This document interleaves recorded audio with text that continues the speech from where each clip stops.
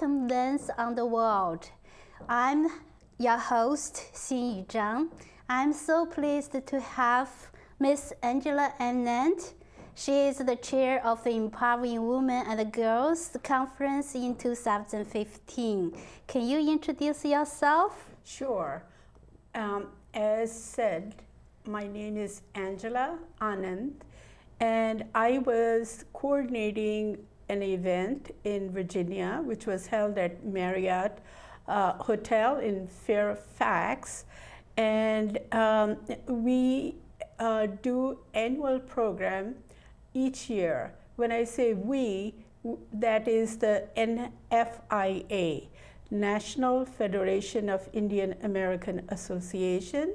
It's a national association, and for the last 5 years I've been heading the conference for women and girls, and it has been received very well in the community.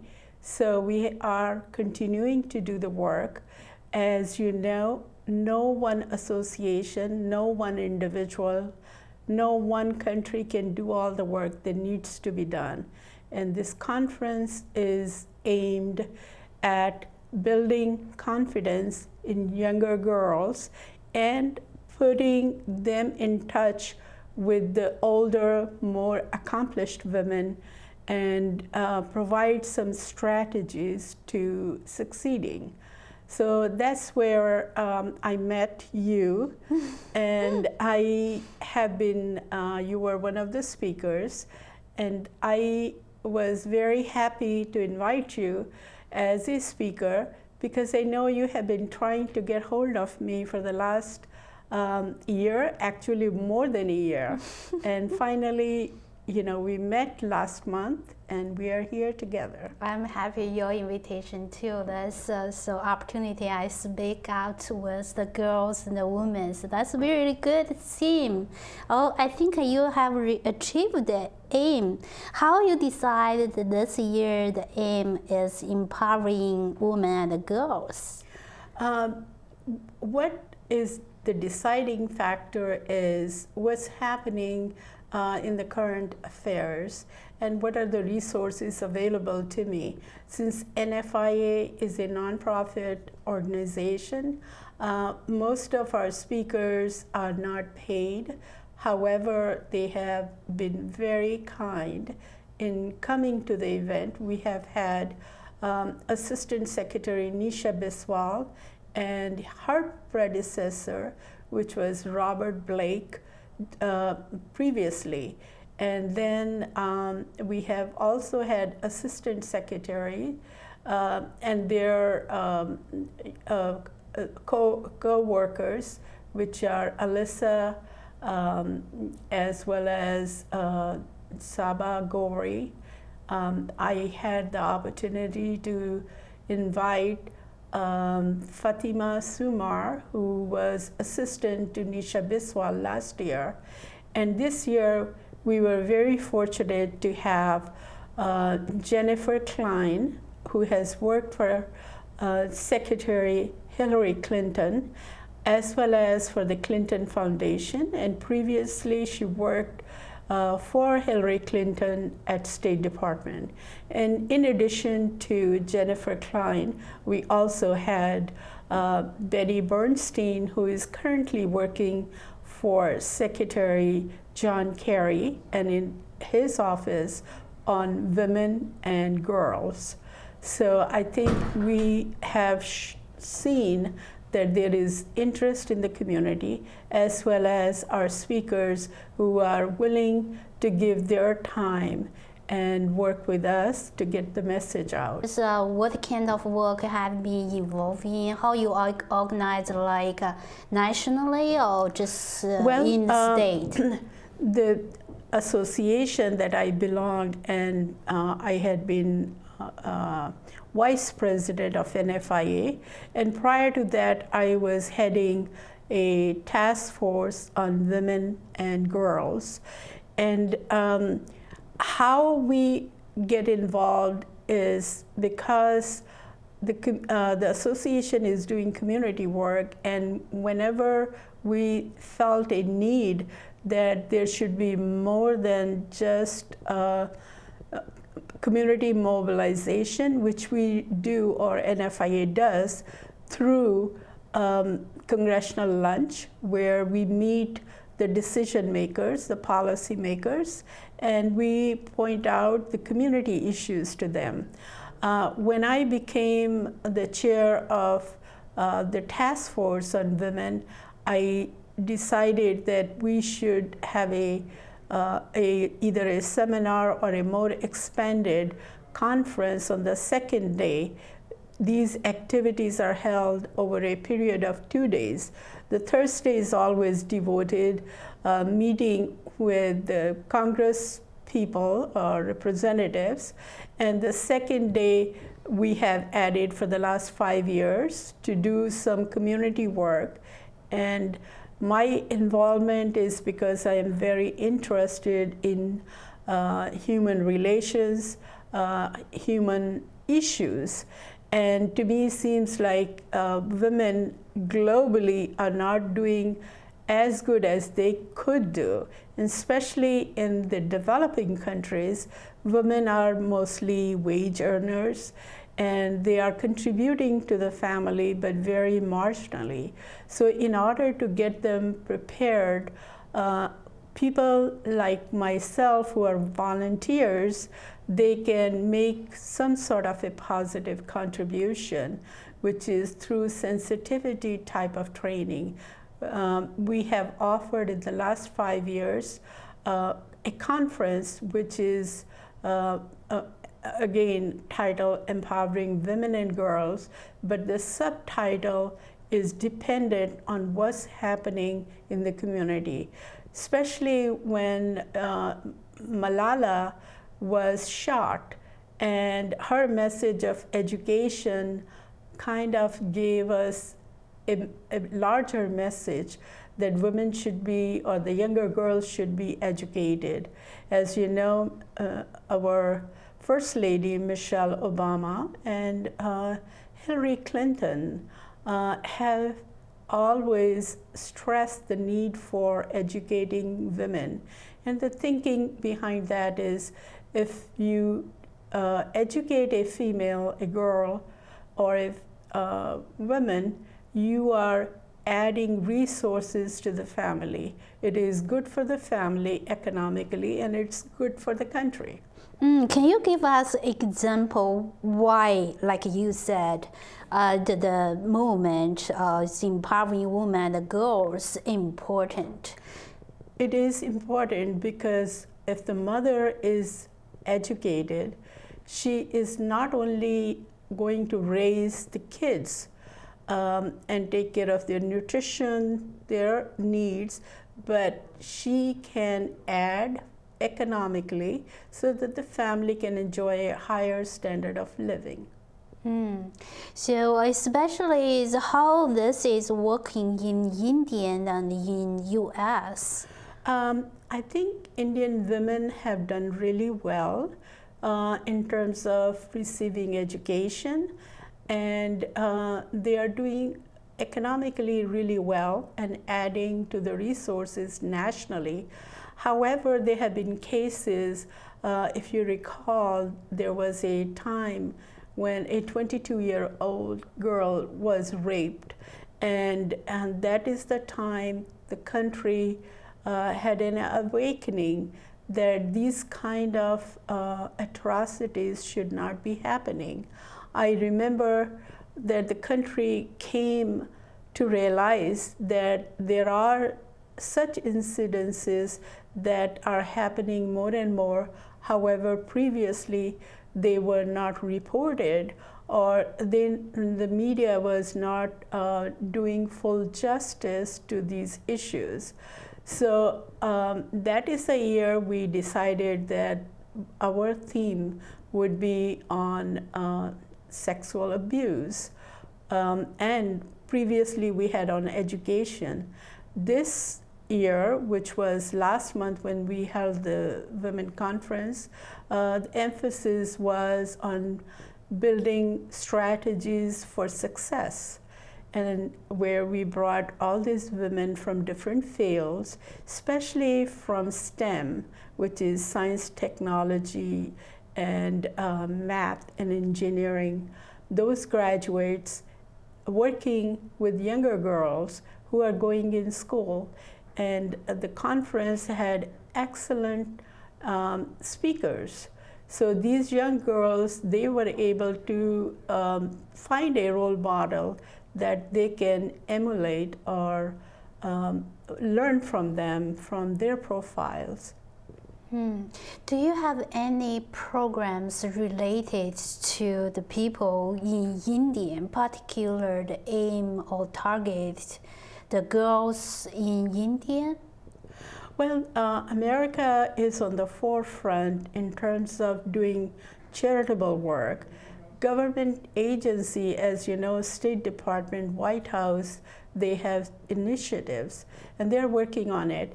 Now, India is a developing country, or has developed to a great extent, but there are parts in the world where women are not receiving the required education or the services. And these are the countries, when you look at the globe or the map and you see people, the women, living in Africa, Middle East. Art, a universal language, an expression of culture, of self. And now, thanks to Empowered Women International, a way for emerging and established immigrant and refugee artists and artisans to find hope to earn a living while enriching the lives of all of us. Empowered Women International, making a better America every day. For more information on Empowered Women International's educational programs, or to make a tax-free donation, contact cfrip at aol.com.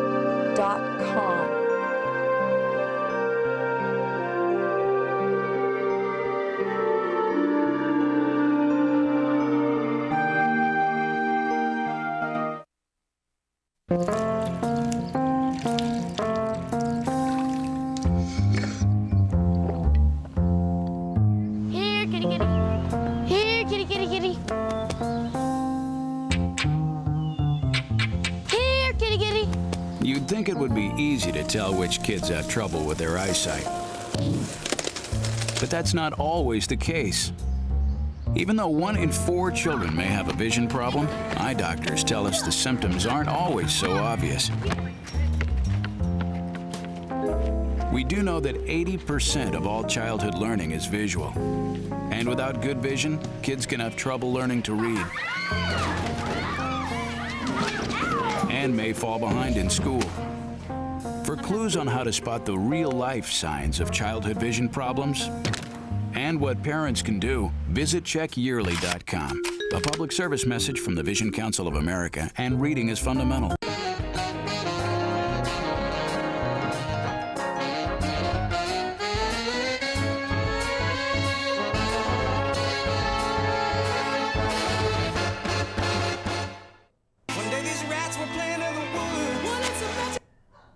Welcome back, Dance on the World. I'm your host, Xinyu Zhang. I'm pleased to also come back with Miss Angela Anand with me on Channel 10. Can you tell us more about your professional life?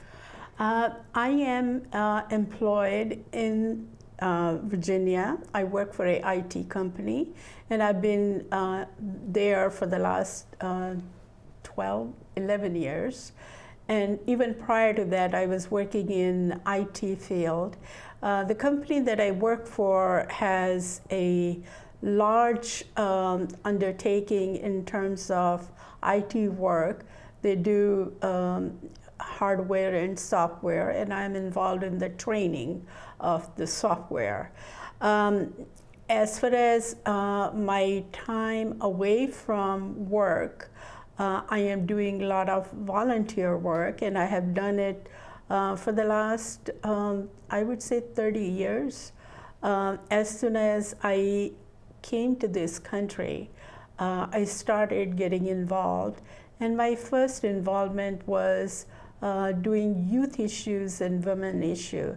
And I have continued to do that. And I'm not paid for it, but I'm very sensitive. I remember growing up in India that there are women, and these are young women coming from hill areas or depressed area and working for a very low wage. And my house became like the Mecca for all these nannies who would come to my house, because my mother would always entertain them with food, and they wanted to learn English because their way of thinking was we were living in a diplomatic area and there were a lot of diplomats. So if they could speak English, they could make better living or better salaries. And I started to teach them even when I was in high school. And then when I came to this country, I continued to do in whatever small ways I could do it. NFIA is not a association that is doing direct services, but we are trying our best to take care of some of the community issues that surface from time to time. And that is my contribution to my association and my community. Prior to coming to Washington, D.C., I was working for city and state and federal programs, and I was doing managerial and analytical type of work because my background is I have a master's in economics and a diploma in journalism. I'm also a fellow of CORO, which is a public affairs program. And when I was in Los Angeles, I went through that program, and some of the well-known people in the nation have some background or training. And to name you one well-known person is Representative Congresswoman Dianne Feinstein. She's also a graduate of CORO. So I had a lot of interest in issues and in policy. So I kept on writing about it, and I have published a lot of articles on immigrants, especially immigrants from India, because I was born in India. So that's what my professional background is. And in terms of my volunteer activities, as I said, I have done conferences on youth and on women. And that doesn't mean that I'm not sensitive to the issues of men. I remember going to one of my trips to India, and there is a bicycle-driven small vehicle, and I did not want to engage that vehicle or the owner of that vehicle because I felt it's not human that my weight is being carried by a human and not by a machinery. When I told my family that I was so conflicted, my family said, well, you're depriving this individual of his livelihood. And my response was, hopefully the country and the conditions, the technology, use of technology will make it easier for these people to be engaged in a profession which is motor driven, because everywhere technology is permeating, and hopefully we wouldn't be so conflicted in future. And I'm happy to know that more and more motor driven vehicles are available to everyone. So what you have found out the immigration problems, was the most time the articles focus on? Those are on the lifestyle of immigrants, and some are on two-wage earner families. An article that I wrote was on abuse in the family, and that is one article that was published in one of the Indian publications in the centerfold, and brought these women-related, abuse-related issues to the forefront. I have written on,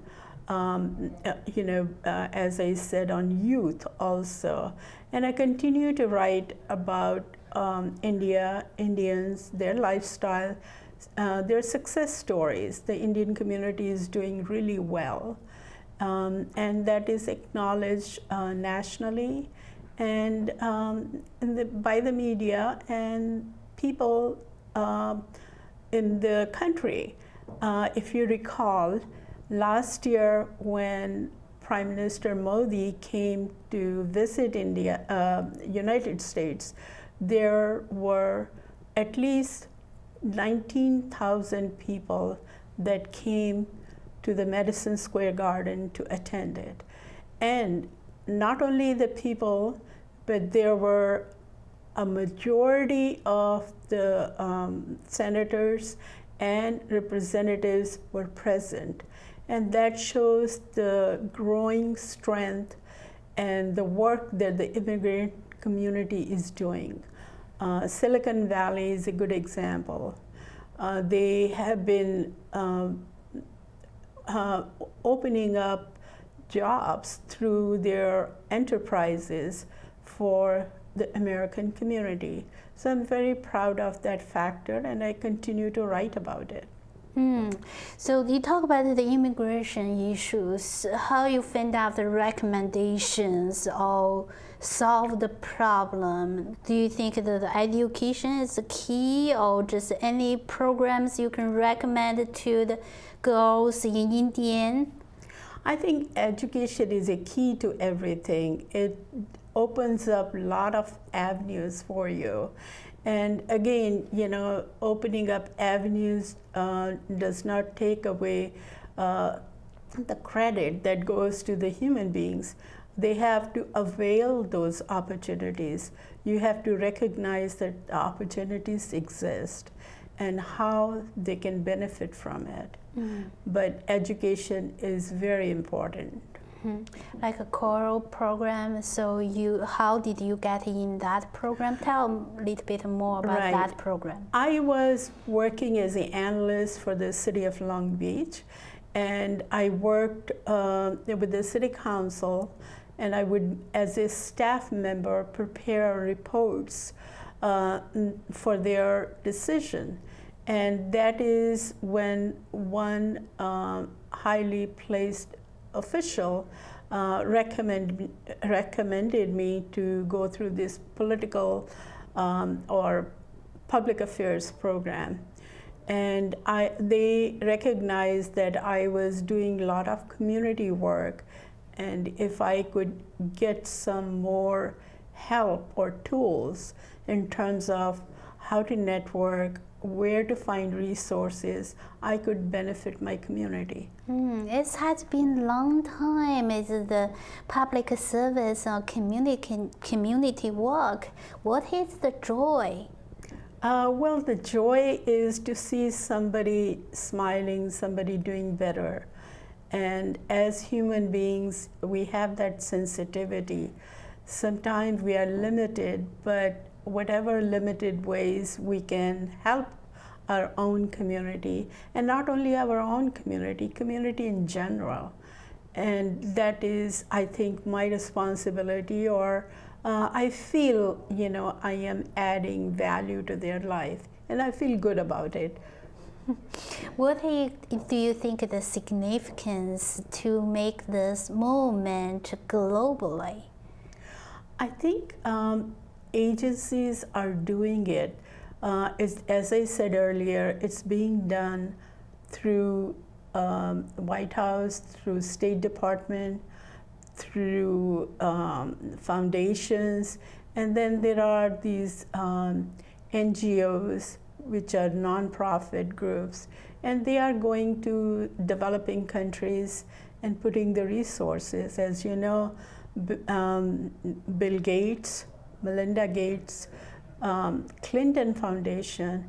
All these foundations are doing a lot of charitable and very credible work.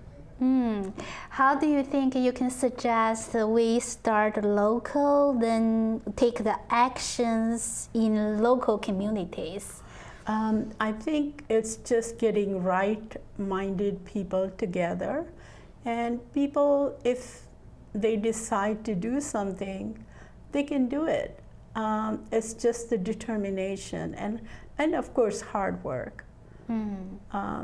Once you put your attention on something, you can achieve it. And we are very fortunate to be living in a country that is so progressive and on the forefront of doing credible work, developmental work, all across the globe. I think it's do the one thing is good, that's easy, but you keep or persist to doing the good things all the time. So really it's treasure. It's really valuable. So you have done a lot of very good work. It's really appreciate. Thank you so much having you today. We're going to wrap up. So stay with us, the program on Tuesday at night 7:30 p.m. and Saturday 7:30 p.m. Thank you so much. Bye-bye.